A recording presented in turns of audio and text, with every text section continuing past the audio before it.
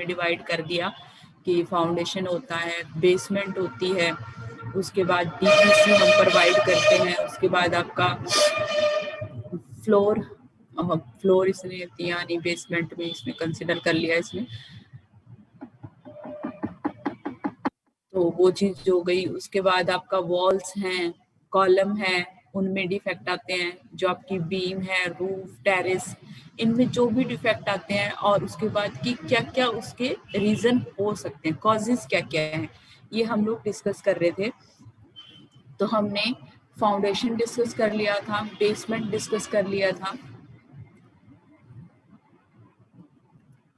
हमने डिस्कस किया था कि फाउंडेशन में किस किस वजह से आपका कौन कौन से डिफेक्ट आते हैं, एक्सेसिव सेटलमेंट हो जाती है, फाउंडेशन आपके नीचे बैठ जाएगी, डिफरेंशियल सेटलमेंट होती है कि एक जगह से बैठ गई, एक जगह से एज इट इज जैसे पहले थी वैसे ही है। उसके बाद दूसरा था कि क्रैकिंग आ जाती है फाउंडेशन के अंदर। उसके बाद यहाँ रीजन दे रखे हैं कि लो बीरिंग कैपेसिटी होगी या इनएडिक्वेट डेप्थ होगी फाउंडेशन की, प्रॉपर जो डेप्थ होनी चाहिए शैलो फाउंडेशन, डीप फाउंडेशन, वो उसने प्रॉपर नहीं कर रखी। ओवरलोडिंग, जिस हिसाब से स्ट्रक्चर बनाया था उस हिसाब से लोडिंग नहीं डाल रखी। कंस्ट्रक्शनल मतलब जब पहले एक फ्लोर था उसके ऊपर और फ्लोर बनाना चाह रहे हो तो आप पहले वाली फाउंडेशन को ही कंसिडर कर रहे हो, मतलब उस फाउंडेशन को आपने स्ट्रेंथन नहीं किया। उसके बाद आपका कि डीप फाउंडेशन है, कोई आसपास एरिया में डीप फाउंडेशन कंस्ट्रक्शन कर रहा है तो पहले वाली बिल्डिंग के ऊपर इफेक्ट पड़ेगा।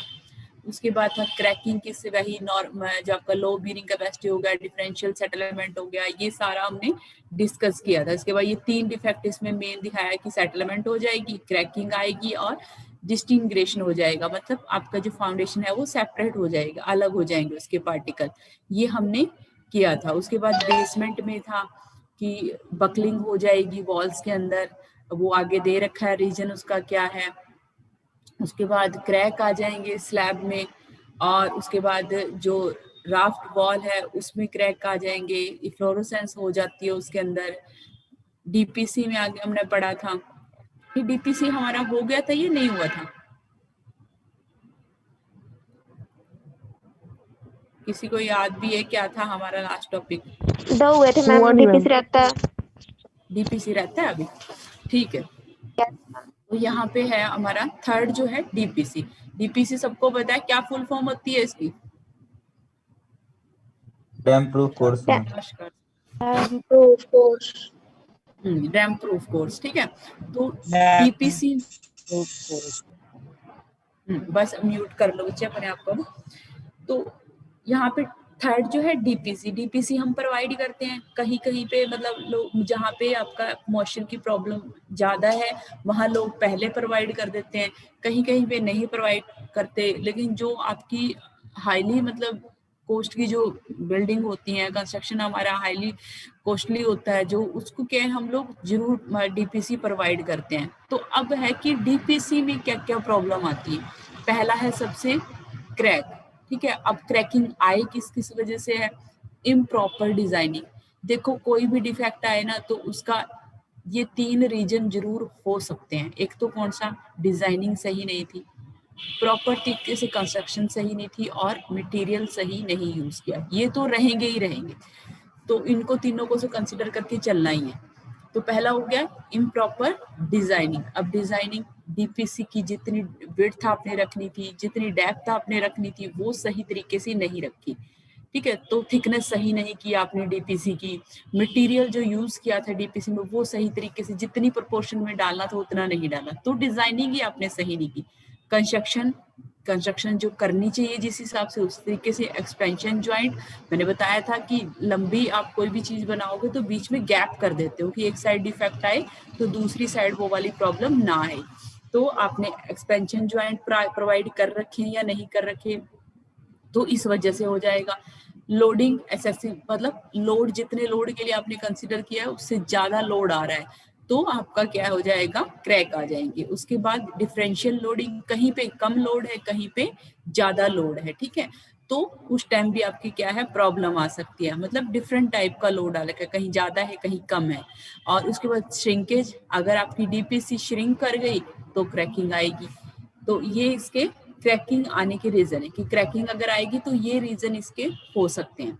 उसके बाद राइजिंग डैम्प, डीपीसी भी प्रोवाइड कर रखी है लेकिन फिर भी आपका क्या है, मॉइस्चर आ रहा है बिल्डिंग के अंदर, तो डैम्पनेस भी राइज हो सकती है डीपीसी में। वो किस वजह से होगी, पुअर कंस्ट्रक्शन प्रैक्टिस।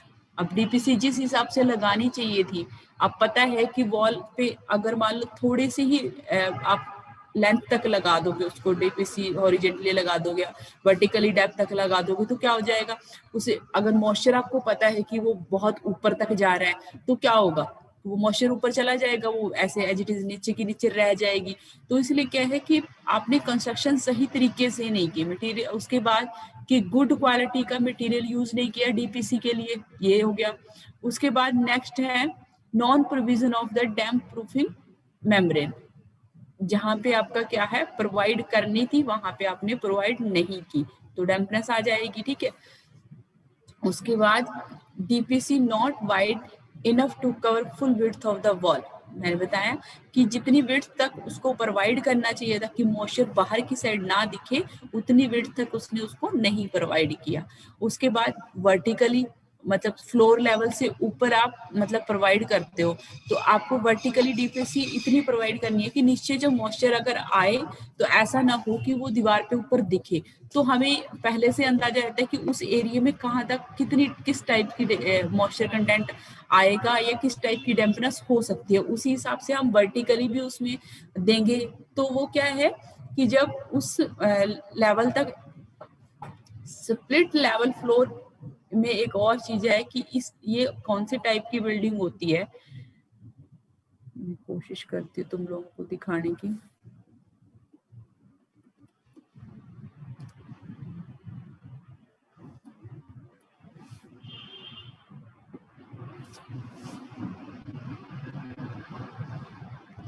स्क्रीन पे तो मैं सर्च कर रही हूँ, दिख रहा है?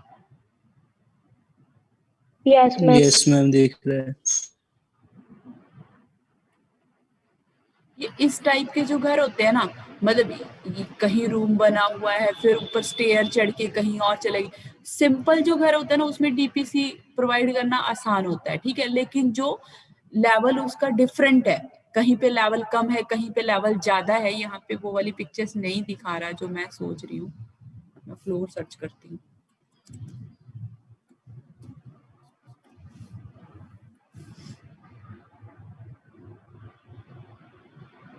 देखो ये वाली, ऐसे वाली स्टेयर ऊपर जा रही है, नीचे ये इधर इधर से आपका पूरा ओपन दिख रहा है। तो ऐसे वाले एरिया में क्या होता है कि आपका, जैसे ये नीचे की साइड है एरिया, फिर ये ऊपर की साइड है, ऐसे वाले में क्या होता है, डीपीसी प्रोवाइड मतलब ध्यान नहीं देते हैं, डीपीसी प्रोवाइड नहीं करते हैं। तो इस वाले एरिया में क्या होता है आपका कि जो डैम्पनेस है वो जल्दी आ जाएगी। तो ये वाला एरिया जो है, अब ये देखो, इधर भी देखो, ये इधर यहाँ एरिया यूज कर रहा है, यहाँ नीचे स्टेयर जा रही है, यहाँ ऊपर की साइड स्टेयर जा रही है, तो समझ गए किस वाला, इसको स्प्लिट लेवल फ्लोर बोलते हैं। लेवल और कहीं पे कम कर रखा है, फिर ऊपर चढ़ के कुछ और एरिया बना रखा है। अब इसने यहाँ पे बनाया, इसको ऊपर चढ़ा के यहाँ पे एक अलग एरिया बना दिया, फिर ये नीचे यहाँ स्टेयर दिख रही है। तो इस टाइप के मतलब जो हाउस होता है या घर लगा लो या फ्लोर, उसको क्या है, स्प्लिट लेवल फ्लोर बोलते हैं। एक मिनट,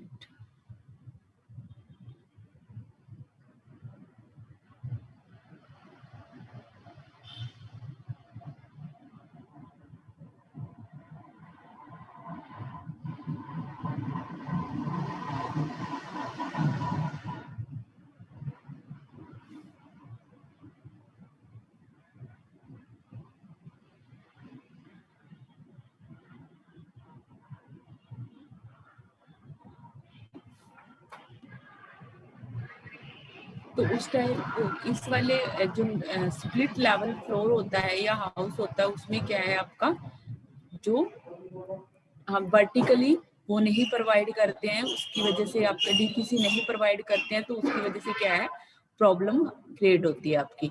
उसके बाद हम लोग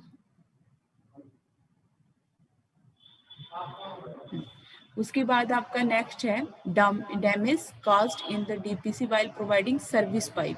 अब जहाँ पे डीपीसी प्रोवाइड करें सर्विस पाइप कौन सी, जो आपकी इसकी पाइप है, वेस्ट वाटर की पाइप है, वो जाएंगी, ठीक है। अगर वो आपका लीकेज हो जाएगी तो क्या है, डीपीसी प्रोवाइड भी कर रखी है आपने, तब भी आपका क्या हो जाएगा, उसमें मॉइस्चर आ जाएगा बिल्डिंग में। तो अगर इसके अंदर डीपीसी में डिफेक्ट आने का रीजन क्या है, सर्विस पाइप अगर आपने जहां डीपीसी लगा रखी है वहां पे प्रोवाइड कर रखी है। उसके बाद नेक्स्ट है आपका bridging of DPC due to the, अब क्या है कि आपका जब इसके अंदर मॉइस्चराइज हो जाता है, इसका ब्रीजिंग का मतलब है कि डैम्पनेस आपने डीपीसी प्रोवाइड भी कर रखी है, तब भी आपका क्या है, मॉइस्चर उसके अंदर राइज हो रहा है, बढ़ रहा है, ठीक है। तो वो किस वजह से होगा कि जब आपने डीपीसी कहाँ प्रोवाइड कर रखी है, फ्लोर लेवल से ऊपर प्रोवाइड कर रखी है, नीचे प्रोवाइड नहीं कर रखी, ठीक है। क्या है कि डीपीसी में ब्रीजिंग वर्ड यूज किया है। ब्रीजिंग वर्ड का मतलब है कि आपका डीपीसी प्रोवाइड होने के बावजूद भी आपका मॉइस्चर उसमें राइज हो रहा है, ठीक है। तो उसका रीजन है कि आपने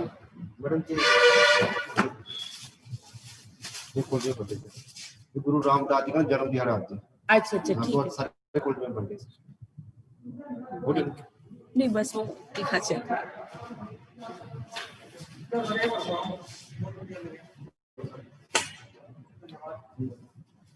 तो उसके बाद क्या है कि आपका ब्रीजिंग ऑफ डीपीसी हो गया। उसके बाद फ्लोर लेवल आपका क्या है, किससे, डीपीसी से ऊपर। आप डीपीसी आपने प्रोवाइड किया लेकिन फ्लोर लेवल से ऊपर प्रोवाइड करिए, नीचे प्रोवाइड नहीं करिए। उसके बाद है dropping and improper time in the cavity wall. अब कैविटी वॉल क्या होती है,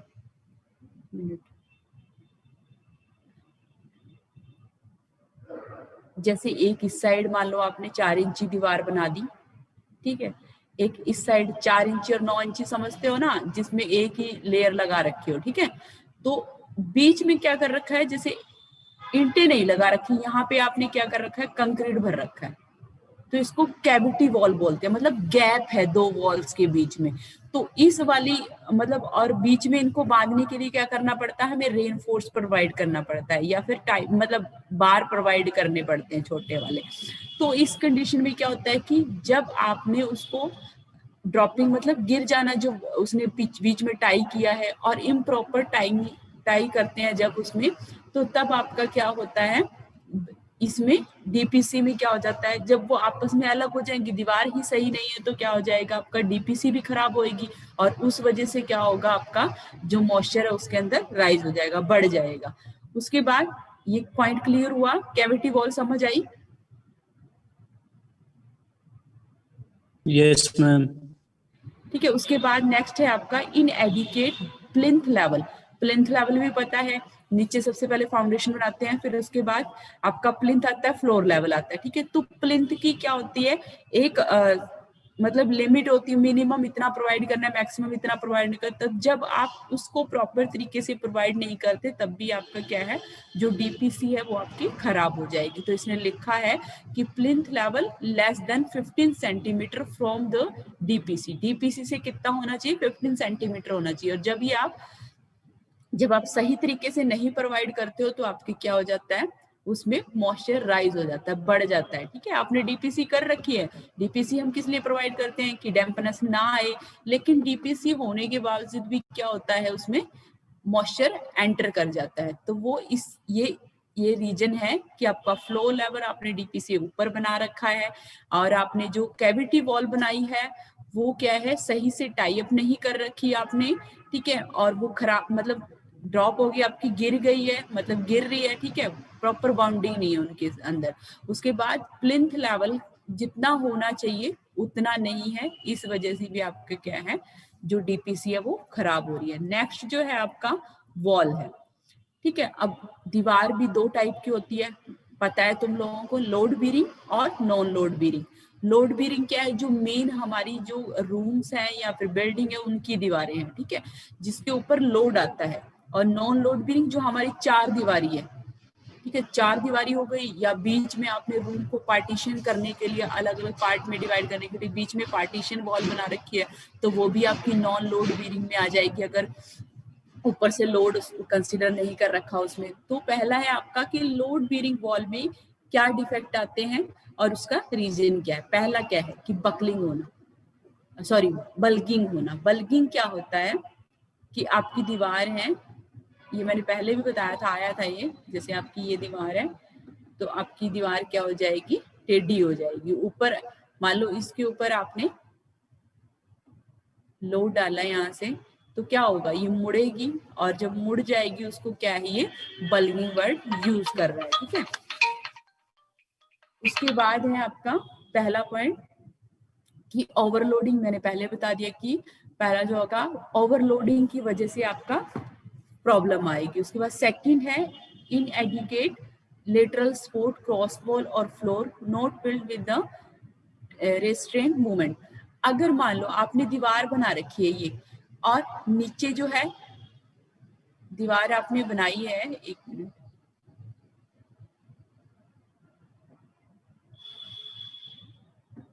ये लेटरल सपोर्ट क्या होती है, जो साइड में सपोर्ट है, ठीक है। अब इसको नीचे भी फाउंडेशन में सपोर्ट चाहिए, अगर ये प्रॉपर नहीं है, ठीक है, नीचे से उसको फुल सपोर्ट नहीं मिली हुई है, ठीक है, जो भी मूवमेंट हो रही है आसपास उसको रिस्ट्रेन नहीं कर रही है ये जो सपोर्ट है, तो क्या हो जाएगा आपका वॉल के अंदर क्या आ जाएगी, एक तो ऊपर की वजह से भी हो सकती है, अगर नीचे नहीं है तो ऊपर लोड आएगा। तो नॉर्मल सी बात है कि कोई चीज आप ऊपर से लोड डालोगे तो यहाँ से भी गिर सकती है, यहाँ से भी टेढ़ी हो सकती है। तो अगर लेटरल सपोर्ट सही नहीं है, ठीक है, नीचे की साइड, और फ्लोर आपने प्रॉपर तरीके से नहीं बनाया है और आपका जो मूवमेंट हो रही है आसपास के एरिया में उसको रिस्ट्रेन नहीं करा, मतलब रोक नहीं रहा है, तो आपकी वॉल जो है वो बल्गिंग हो जाएगी उसके अंदर, मतलब वो मुड़ जाएगी आपकी, ठीक है। थर्ड है आपका स्लेंडरनेस रेशो, कि अगर आपने क्या किया, बहुत लंबी दीवार बना दी, बहुत ज्यादा मतलब लंबी दीवार बना दी आपने, और जो थिकनेस थी वो आपने कम कर दी। थिकनेस भी प्रॉपर होना जरूरी है, ठीक है। ज्यादा लंबी दीवार बनानी है तो आप उसकी चौड़ाई करनी पड़ेगी आपको, तो जब आप तब आपकी ये वाली प्रॉब्लम आएगी वॉल के अंदर। तो ठीक है, दोनों का जो रेशियो है थिकनेस और जो उसकी लेंथ है, उसका हाइट लगा लो, या सॉरी हाइट ही कंसिडर करेंगे, हाइट और थिकनेस का रेशियो क्या होना चाहिए, सही होना चाहिए। अगर आप नॉर्मल दीवार बना रहे हो तो आप 4 इंची भी बना सकते हो, ठीक है, और थोड़ी वो मतलब हाइट की बना रहे हो तो आप उसको 9 इंच बना सकते हो। अगर और ज्यादा लंबी करनी है उसको तो आपको क्या है, और भी 1 इंच लगानी पड़ सकती है साथ में, मतलब और उसकी वो बढ़ जाएगी। तो आपका जो रेशियो, म्यूट करो बच्चे अपने आप को, ऐसे डालना, ऐसे से प्रद्युम्न ऐसे से।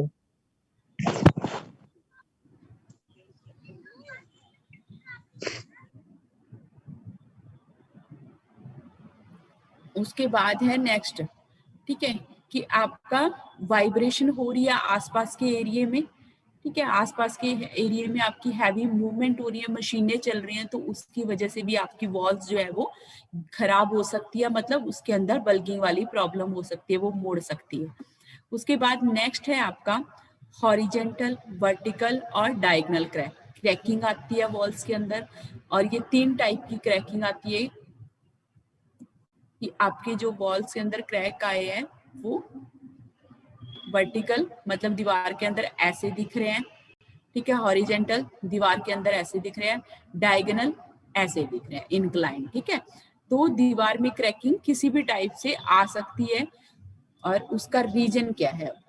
पहला है non provision of the expansion joint. बताया था मैंने कि जब आप कोई लंबी दीवार बना रहे हो, मतलब उसकी जो लेंथ है ज्यादा कर रहे हो, तो तब आपका क्या होगा कि आपको बीच में गैप करना पड़ेगा।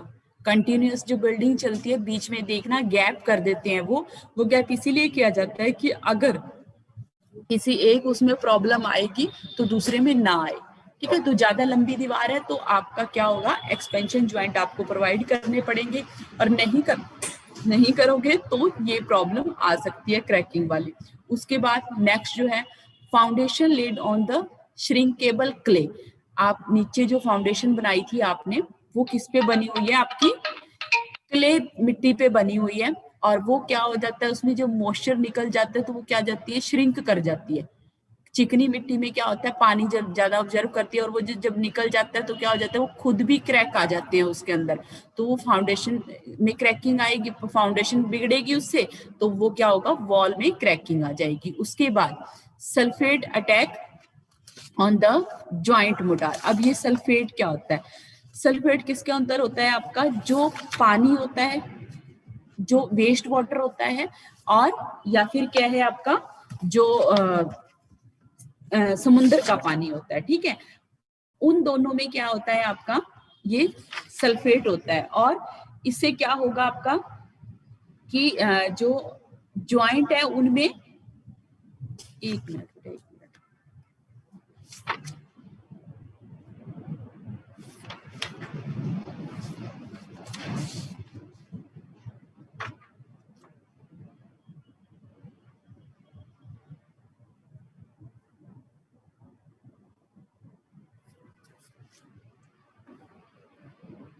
आपको स्क्रीन शेयर हो रही है? Yes ma'am. क्लियर है बिल्कुल? यस मैम क्लियर है। हाँ, इसमें क्या है, सल्फेट अटैक में क्या होगा कि जो ज्वाइंट है उसमें मोटार यूज कर रखा है, मोटार में आपका सीमेंट यूज किया होगा, ठीक है। तो सीमेंट के अंदर ना एक ट्राई एल्यूमिनेट एक कंटेंट होता है, जब तुमने सीटी पढ़ा होगा तो तुमने पढ़ा होगा कि उसके अंदर क्या क्या चीजें होती है, एल्कली होता है, क्लोराइड होता है, सिलिका होता है, ये सारी चीजें होती हैं, ठीक है। तो और मतलब 4 कंटेंट है, ट्राई सिलिकेट, ये सारी चीजें होती है। तो एक उसके अंदर ट्राई एल्यूमिनेट होता है, ठीक है। वो क्या करता है, जो पानी होता है ना, पानी के अंदर सल्फेट होता है, वो उसके साथ रिएक्शन करता है, और वो जब रिएक्शन करता है, सल्फेट किसके अंदर ज्यादा होता है, या तो आपने वेस्ट वाटर यूज किया मोटार बनाने के लिए, या फिर आपने समुद्र का पानी यूज किया, साल्ट उसके अंदर ज्यादा थी, तो वो सीमेंट के साथ क्या करेगा, रिएक्शन करेगा, जो क्या करता है, क्रैकिंग को लेके आता है, ठीक है। तो सल्फेट का अटैक जब मोटार पे होगा तो वॉल के अंदर क्या होगी, क्रैकिंग की प्रॉब्लम आ जाएगी। समझ आया कि जो आप सल्फेट किसके अंदर होता है, पानी के अंदर होता है, ठीक है।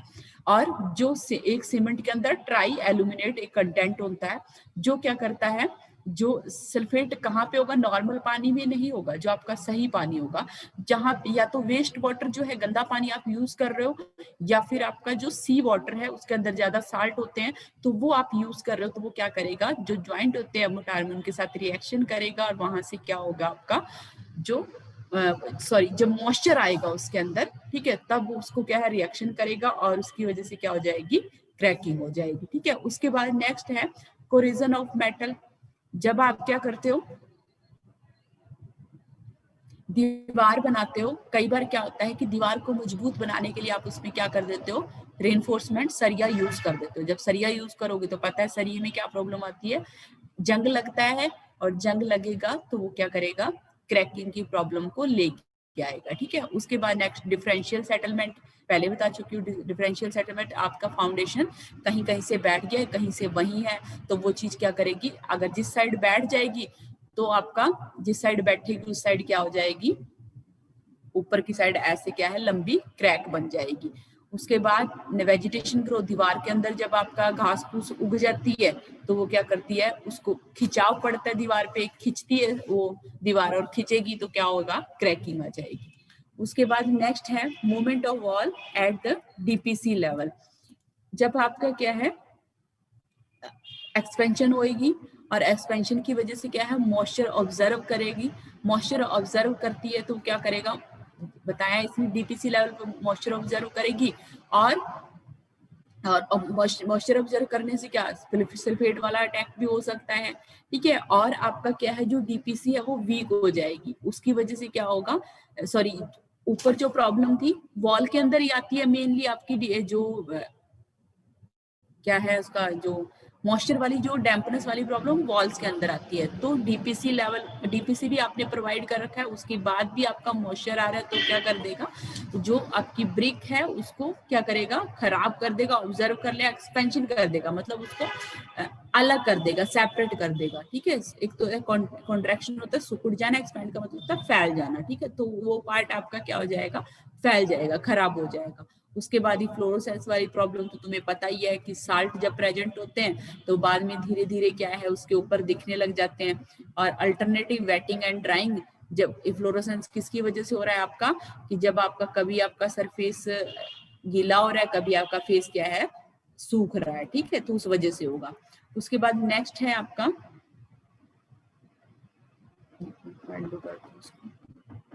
नॉन लोड बीरिंग वॉल, ठीक है, जो बाहर वाली बाउंड्री वॉल है या फिर क्या है आपका जो अंदर आपने पार्टीशन वॉल बना रखी है जिसके ऊपर लोड नहीं आ रहा, तो वो भी नॉन लोड बीरिंग में आएगी आपकी वॉल। तो इसमें क्या क्रैकिंग आएगी हेड पे, मतलब ऊपर वाले सरफेस में, या फिर साइड में आपका क्या है क्रैक आ सकता है। तो क्या है पहला उसका point, इनएडिक्वेट support at the base, base मतलब सही नहीं है उसका, फाउंडेशन इनएडिक्वेट सपोर्ट का मतलब फाउंडेशन सही नहीं है, जितनी डेप्थ तक बनानी चाहिए थी उतनी डेप्थ तक नहीं बनाई है, तो इस वजह से क्या है क्रैकिंग आ जाएगी। उसके बाद differential movement between the partition and surrounding load bearing structure.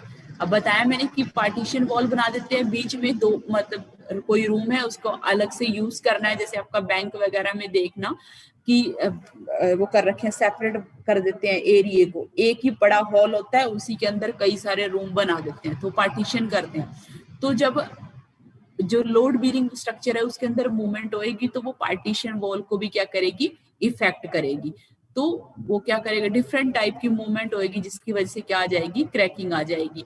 अब ये क्रैकिंग तो जो नॉर्मल जो है आपका जैसे मेटल वगैरह ज्यादा यूज किया जाता है वो उसमें इतनी प्रॉब्लम नहीं आएगी, जो आपका इस टाइप का ब्रिक का या कंक्रीट का स्ट्रक्चर होगा तो उसमें प्रॉब्लम आएगी क्रैकिंग वाली। उसके बाद नेक्स्ट है deflection of the upper floor joint.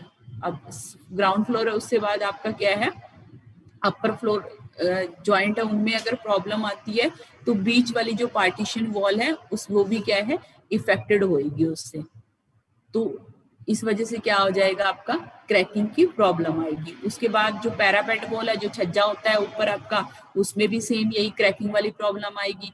तो या तो क्या हो जाए आपका डिफ्लेक्शन आ जाए या टिल्ट हो जाए। डिफ्लेक्शन क्या होता है,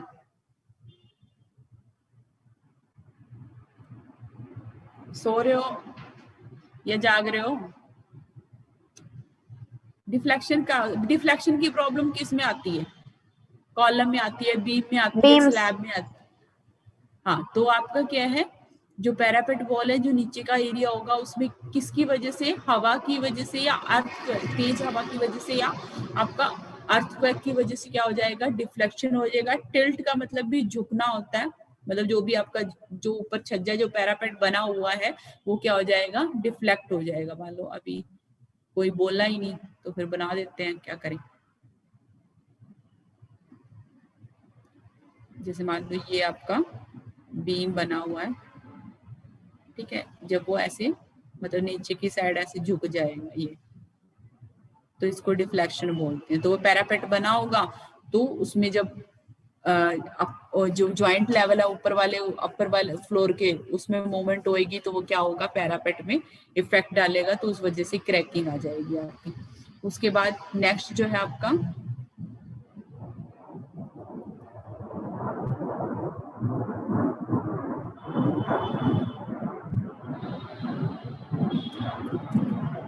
सल्फेट है, मैंने बता दिया है कि पानी के अंदर जो आपका सल्फेट होगा जो ट्राई एल्यूमिनेट जो सीमेंट के अंदर है उसके साथ क्या करेगा रिएक्शन करेगा और स्ट्रक्चर को खराब करेगा, जिसकी वजह से क्रैकिंग वाली प्रॉब्लम आएगी। रस्टिंग का मतलब ये होता है कि जो रेनफोर्स यूज कर रखा है पैरापेट बनाने के लिए, तो आप रेनफोर्स यूज करते हो, सरिया यूज करते हो, तो उसके अंदर क्या हो जाता है आपका रस्टिंग हो जाती है, मतलब वो चूरा बन जाता है, ठीक है। तो रस्ट का मतलब यही है। उसके बाद बाउंड्री वॉल, बाउंड्री वॉल में क्या होगा कि मॉइस्चर क्रैकिंग आएगी, वो किस वजह से आएगी आपका मॉइस्चर राइज हो रहा है वॉल के अंदर, ठीक है। दूसरा ये वाले पॉइंट कॉमन है इसलिए मैं इसको डिटेल में, क्रैकिंग किस वजह से आ रही है मॉइस्चर की वजह से आ रही है, मॉइस्चर आ रहा है आपका वॉल के अंदर। उसके बाद नेक्स्ट है वेजिटेटिव ग्रोथ, बता दिया कि आसपास के एरिया में घास फूस उगी है या दीवार पे घास फूस उगी है तो उसकी वजह से क्रैकिंग आएगी। और उसके बाद है वॉल लीनिंग, ठीक है, इसका मतलब है आपका कि जो या तो फाउंडेशन सही नहीं है या लेटरल सपोर्ट मतलब साइड से सपोर्ट, मतलब लगेगी मिट्टी की लगाओ या फिर किसी भी फाउंडेशन नीचे की साइड बनाओगे तो जो लेटरल सपोर्ट, जो सोयल की सपोर्ट होती है उसी को ही लेटरल सपोर्ट मिलता है। जो वाल है उस पे सपोर्ट सही नहीं है, उसके बाद scoring of the foundation soil, scoring का होता है, इरिगेशन में बताया था, स्कोरिंग और सिल्टिंग। कोई भी नहीं पता? No ma'am. मिट्टी का स्कोरिंग ढह होता है ना, तुमने मेरे से ये पूछा, ये पता लग गया? वॉल लीनिंग क्या होता है? लीनिंग क्या होता है? पूछा ही नहीं मेरे से किसी ने। वॉल लीनिंग का मतलब होता है झुकना, ठीक है, टेढ़ा हो जाना। वो ऊपर जो बताया ना बल्गिंग, इसने वॉल लीनिंग बोल दिया उसको, झुक जाना। तो स्कोरिंग का मतलब ये होता है कि नीचे मान लो गड्ढा बन जाना, ठीक है, दीवार के पास गड्ढा बन जाना फाउंडेशन के अंदर, तो स्कोरिंग बोलते हैं। सिल्ट, अब ये उसमें होती थी प्रॉब्लम, जब पानी चल रहा है तो मान लो पानी एक ही जगह पे लग रहा है तो क्या हो जाता है, वो गड्ढा बना देता है एक, तो उसको स्कोरिंग बोलते हैं। और एक कोना जहाँ होता है पानी फ्लो कर रहा है तो एक कॉर्नर में क्या कर देता है, वो मिट्टी को जमा कर देता है, वो सिल्टिंग होता था। स्कोरिंग सिल्टिंग, ये ऐसे वाली टर्म है, इनको याद रखा करो। तो स्कोरिंग अगर फाउंडेशन में हो रही है तो उसकी वजह से क्या हो जाएगा, वाल आपकी जो है झुक जाएगी। उसके बाद uneven swelling of the sounding, uneven settlement लगा लो या स्वेलिंग, मतलब या तो आपकी फाउंडेशन श्रिंक हो जाए या आपकी स्वेलिंग मतलब फूल जाए कहीं पे, जैसे कहीं पे क्ले है तो वो फूल जाएगी पानी आएगा तो उस वजह से क्या हो जाएगा, आपका वॉल जो है वो, वॉल बल्गिंग ही लिख सकते हो इसको, लीनिंग का मतलब झुकना ही होता है। उसके बाद डिफरेंशियल सेटलमेंट होएगी फाउंडेशन में तो उस वजह से भी ये प्रॉब्लम आएगी। उसके बाद है मेसनरी डिसइंटीग्रेशन, मतलब जो आपने स्टोन या ब्रिक उसके अंदर यूज किया था वो अलग हो गए हैं, सेपरेट हो गए हैं। टाइम 1 मिनट रह गया। तो पहले राइजिंग डैम्पनेस, ठीक है, डैम्पनेस आपका उसके अंदर मॉइस्चर आ गया। सल्फेट अटैक मैंने बता दिया है आपको।